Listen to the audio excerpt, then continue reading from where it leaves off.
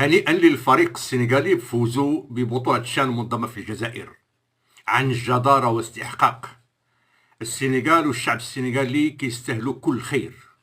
عندنا علاقة معهم جد جيدة على المستوى الشعبي والمستوى الرسمي. عاد بالعكس حنا مقصرين من ناحيتهم من ناحية التشجيع.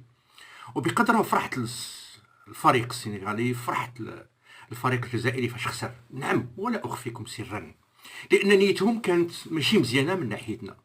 لو كان فضحونا بالهضرة، لو كان فضحونا بكثرة الحس وبالتحاليل الخاوية، لو كان انهم ما عرف مشاو بعيد في كلامهم كما متعودين عليهم، وكانوا معولين يديروا واحد الاستقبال شعبي واستقبال رئاسي حسب بعض المصادر ديالي من الجزائر.